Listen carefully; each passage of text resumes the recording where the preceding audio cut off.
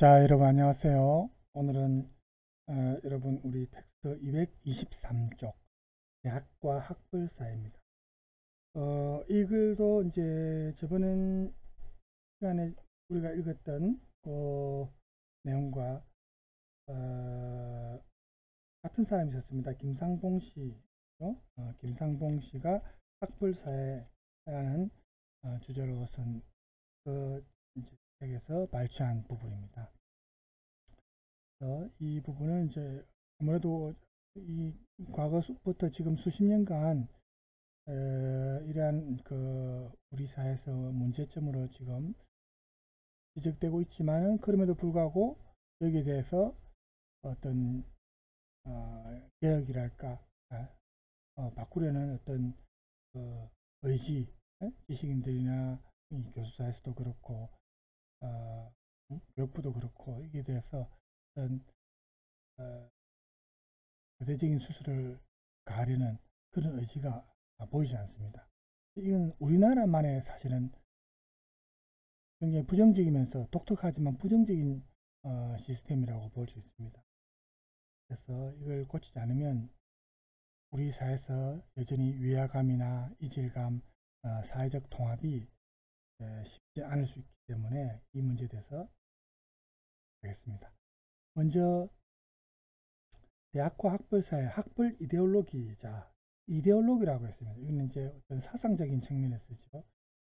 그래서 우리가 뭐 현대 사회뿐만 아니고 과거를 거슬러 올라가더라도 어떤 시대든 간에 또 이 상류층 지배계급은 자기들의 어떤 권력을 혹은 지배권을 좀 정당화하기 위해서 피지배계급이 권력을 잡아서는 안 되는 그런 이유를 만들어냅니다. 실제 적법한 이유가 아니더라도 어떻게든 뭐 꼼수를 써서라도 만들어냅니다. 그런데 그 이유가 살펴보면은 단순한 물리적 능력의 우월함 이것만 가지고는 설득이 안 되니까, 물론 물리적 힘의 우위는 그들이 지배하는 어떤 현실에 대한 정당성을 또 어느 정도는 설명을 할 수 있겠지만, 그들이 이렇게 그 사회를 지배할 수 있는 필연성 여기에 대해서 확실한 어떤 근거가 되지는 못하거든요. 그래서 지배계급은 어떤 수단을 써서라도 자신들의 정신적인 탁월함, 지적인 우월함, 또 도덕적인 우월성 이런 거를 증명함으로써 자기들이 이렇게 상류층 사회에서 지배적인 권력을 갖고 있는 것이 합법적이고 정당하다는 것을 보여주려고 합니다. 아리스토텔레스가 한 말 중에, 자, 우리 여기 텍스트 나와 있죠. 태어날 때부터 이미 종류가 다르게 지배하도록 되어 있는 집단과 지배받도록 되어 있는 집단의 사람들이 있다. 이런 말을 했습니다. 아리스토텔레스가. 또 뒤에 다른 말을 볼까요? 누구든지 본성으로 인하여 그 자신의 주인이 될 수 없고 타인에게 속하는 사람은 그 자신의 본성에 따라서 노예이다. 이렇게 주장했습니다. 그런 이런 사람은 노예 근성에 젖어 있는 이런 사람은 노예적 삶을 살 수밖에 없다. 이렇게 주장을 했습니다. 아리스토텔레스 이 말을 보면은 노예는 어쨌든 좀 깊이 생각하는, 여기서는 이제 심사숙고라 했죠. 그런 사유 능력이 없다고 했습니다. 이것이 노예가 되는, 노예가 자기의 주인, 즉 자기 자신의 주인이 되어야 되는데 자유인이 될 수 없는 그런 이유다. 그리고 아리스토텔레스는 계속해서 또 이렇게 말했습니다. 자연적으로 타인의 지배를 받아야 마땅함에도 불구하고 그것을 거부하는 인간들도 사냥해야 한다. 이렇게까지 주장했습니다. 이런 식으로 아리스토텔레스가 노예 사냥을 지금 옹호하는 발언을 했죠. 또 우리나라에서도 과거에 거슬러 올라가 보면 이와 비슷한 말을 한 사람이 있습니다. 조선시대의 사육신 중에 한 사람이었던 사위지가 이런 말을 했습니다. 우리 텍스트에도 나오죠. 노비 또한 하늘이 내린 백성인데 그처럼 제대로 천한 일을 해서 되겠는가? 라는 과거 시험, 옛날에 이제 그 준양전이라든지 우리가 암행의사출두하는 그 드라마를 보면은 과거 시험 보러 가고 하죠. 그 과거 시험 문제에서 이런 문제가 나왔어요. 노비 또한 하늘이 내린 백성인데 그처럼 대대로 천한 일을 해서 되겠는가. 이런 과거 시험 문제가 있었는데 여기에 대해서 하늘이 백성을 내심에 비록 양천의 구별이 없으나 위가 아래를 부리는 것은 반드시 연비의 등급이 있기 때문이다. 존엄하고 비천한 등급이 있다는 거죠. 이러면서 노비 제도를 옹호했어요. 또 과거에 유명한 사람 중에 히틀러를 또 사례를 들자면 히틀러도 이 독일 민족이 원래 이제 아리안족이라거든요. 이 아리안족의 우수성을 보여줌으로써 독일 민족이 세계를 지배해야 마땅하다. 이렇게 연설에서 이런 말을 많이 하고 또 이를 보여주려고 그래서 전쟁을 일으켰죠. 또 일본 제국주의자들도 역시 우리 한반도와 관련해서 반도 결정론 등을 주장하면서 선천적으로 조선인들이 독립할 능력이 없는 민족이므로 일본의 보호가 필요하다. 이런 식으로 자기들의 식민 통치를 정당화하는 발언을 했습니다. 이런 발언을 그대로 수용하면 안 되겠죠. 지금도 현대사회 와서도 지금도 중국이 역사를 왜곡하는 소위 말하는 동북공정 시도하고 있죠.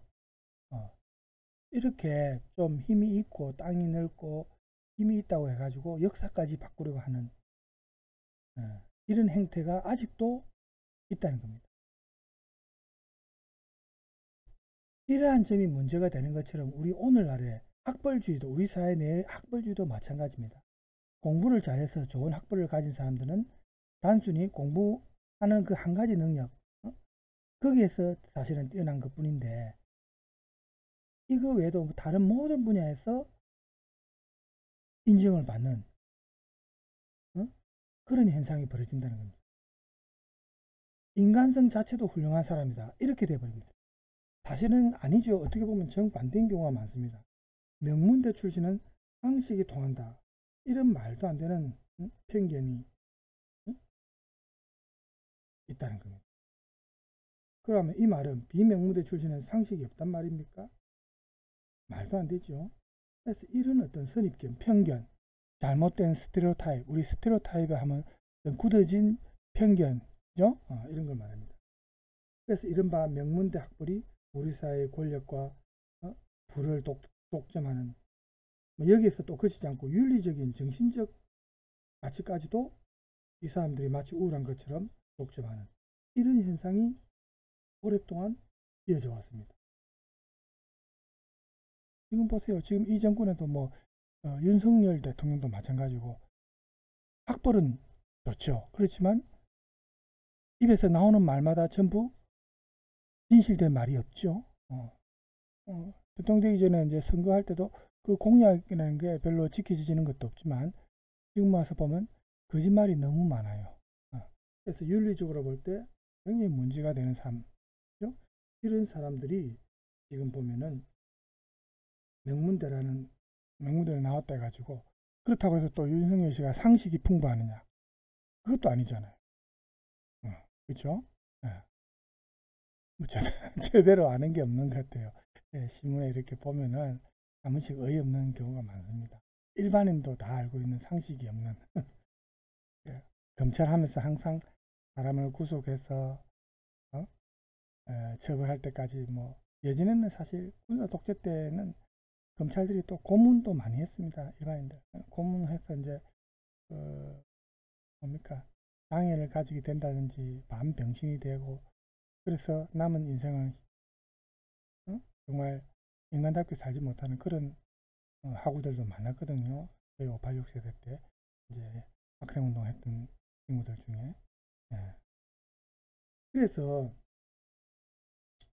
이렇게 정신적인 가치까지 마치 학벌이 좋은 사람이 우울한 것처럼 이렇게 독점하고 그래서 이런 지배적인 학벌이 자기들의 지배를 정당화하고 그래가지고 이런 논리로서 자기들의 어떤 지배체제를 굳건히 하려고 합니다.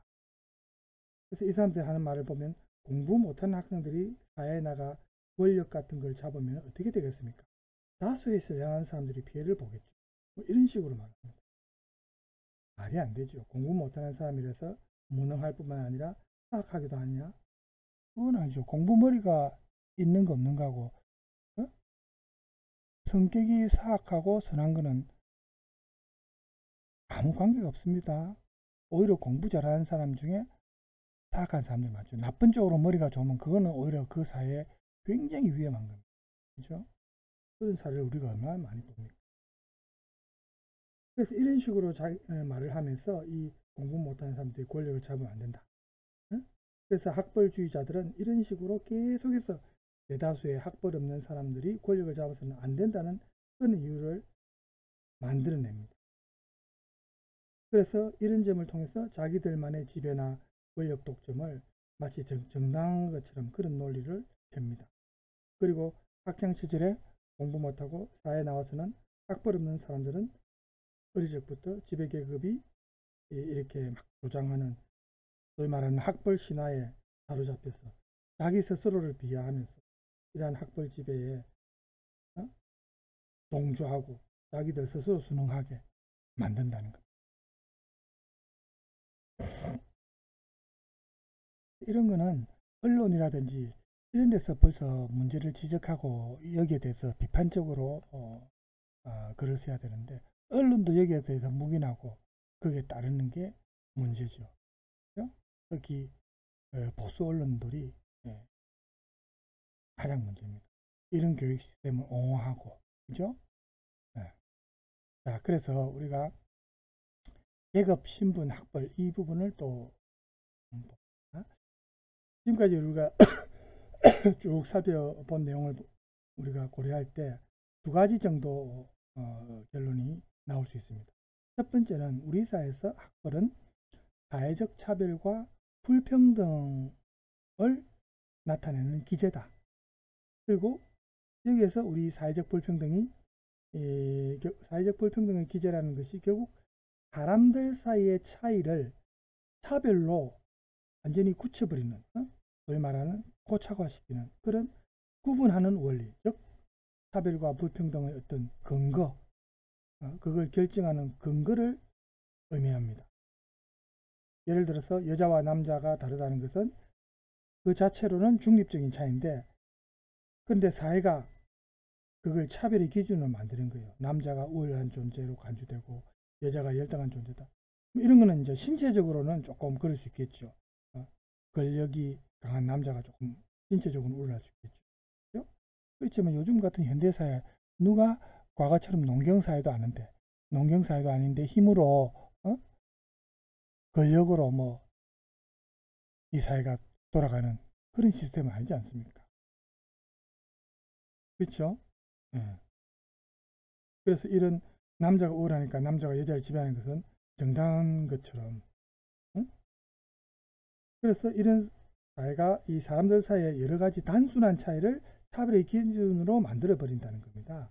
예를 들어서 그런 차별 기준에는 보면 재산의 소유와 무소유, 재산이 많으냐 없느냐, 또 생산수단을 가지고 있느냐 없느냐, 또 자본이 있느냐 없느냐, 외모나 출신 지역, 인종 이런 다양한 차별의 기준들이 있습니다. 그런데 다른 어떤 구별 기준에 앞서서 우리나라에서는 이 대학의 학벌이라는 것이 사회적 불평등에서 가장 우선하는 그런 지금 원인이 된다. 이거야말로 다른 어느 나라에서도 찾아보기 어려운 우리나라만의 불평등 구조, 우리나라만이 갖고 있는 불평등 구조의 특이성입니다. 그래서 가장 문제가 된다는 겁니다. 오늘날 우리 사회를 지배하는 최고의 권력 집단은 서울대 학벌입니다. 조금 더 보태면 명문대 학벌, 우리 한국 사회를 압도적으로 지배하면서 사람들 사이의 차별과 불평등을 계속해서 만들어내는 그런 집단, 이 학벌의 정점에 서울대가 있습니다. 제 주변에도 같은 교수사에서 이 서울대 출신들이 특히 과거에 최근에는 좀 줄어들었지만 많았어요. 과거에 박사학위 없이도 서울대라는 그 졸업장 때문에 교수가 쉽게 되어서. 근데 실제로 학생들을 가르치는 걸 보면 어떤 지적인 능력이나 어떤 거기에서 별로 뛰어난 게 없어요.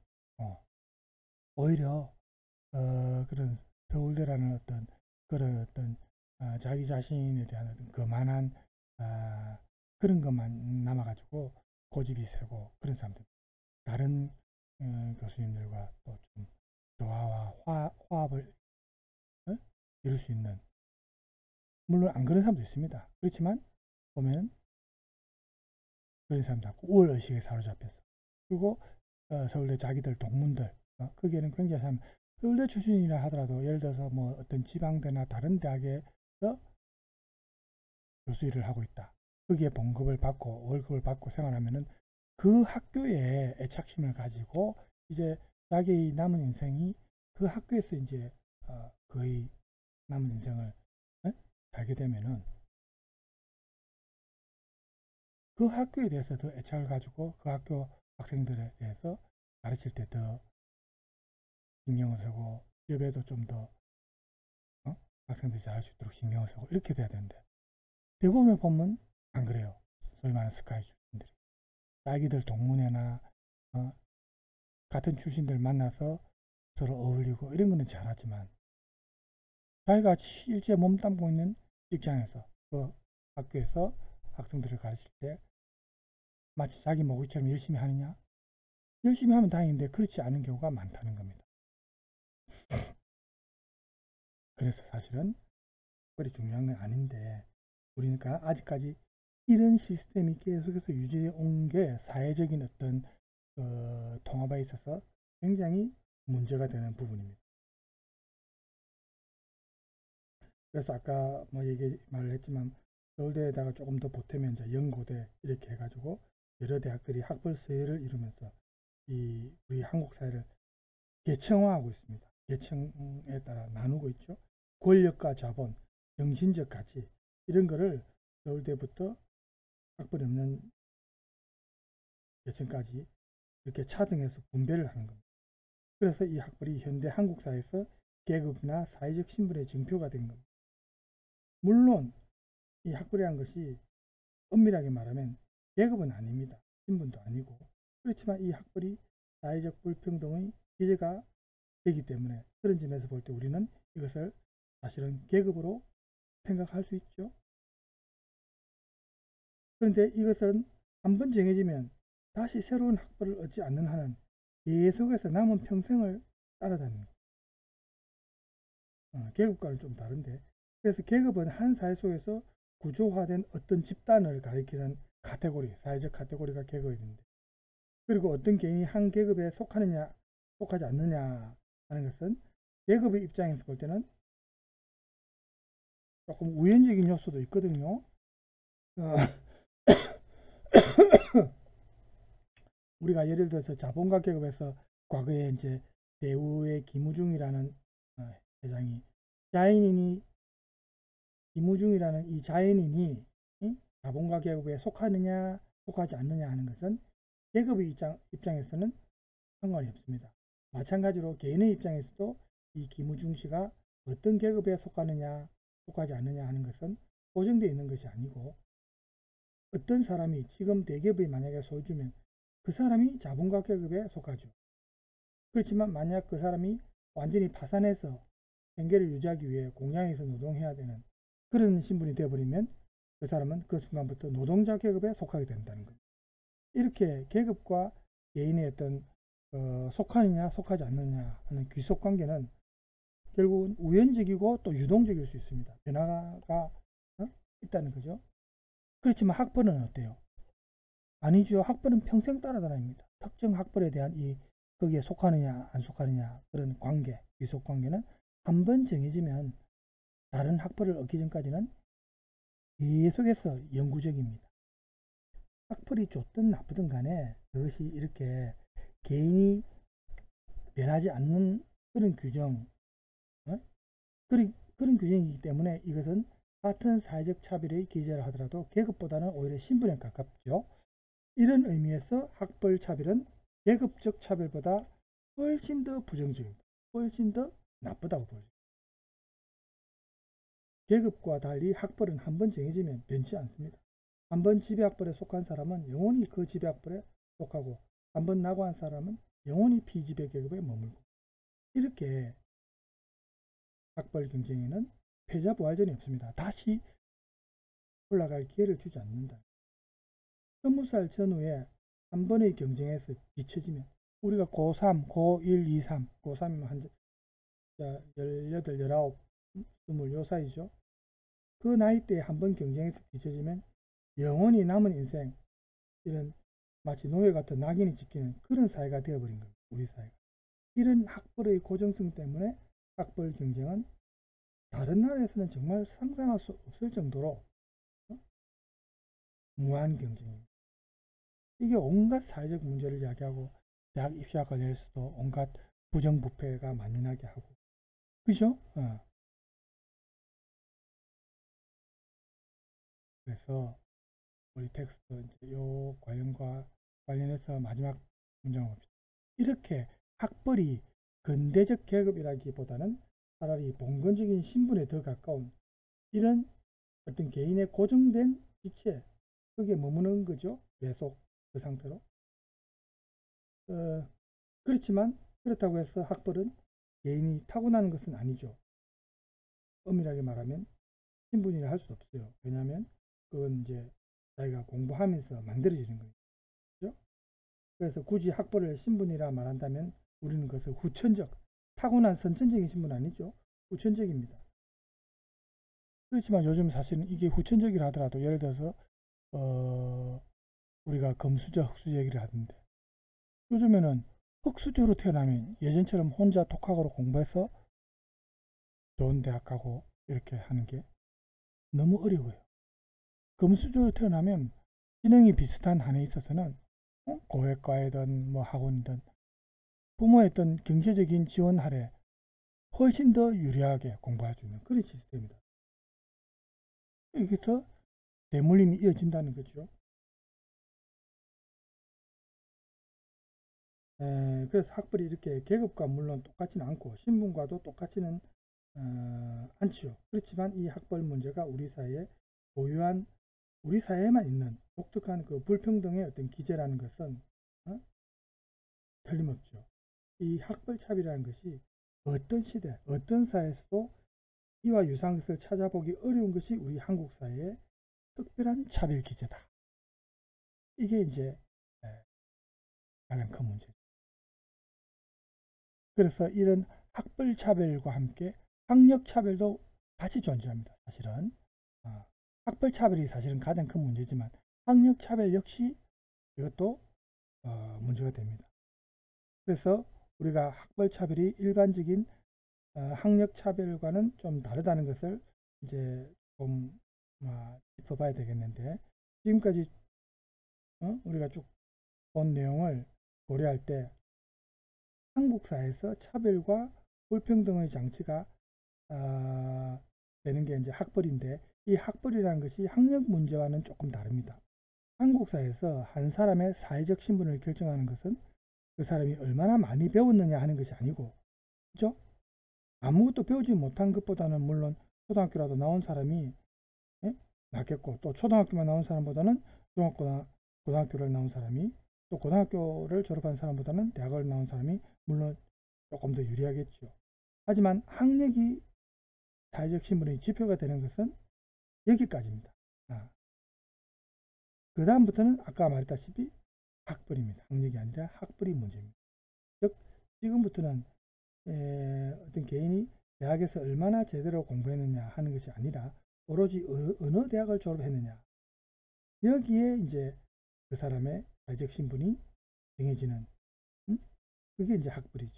특히 본인이 원하고 경제적 능력이 있는데 그렇지만 누구라도 4년제 대학을 갈 수 있는 이런 상황에서 대학을 졸업했느냐 안 했느냐 하는 것은 현실적으로 볼 때 우리 그 사람의 사회적 신분을 구분할 때 사실은 큰 의미는 없습니다.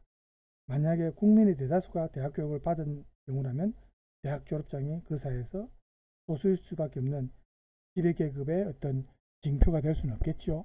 대부분 대학을 졸업했다면 지금 우리가 그렇지 않습니까? 대부분 대학 졸업한 사람이 이제는 점점 많아지고 있으니까.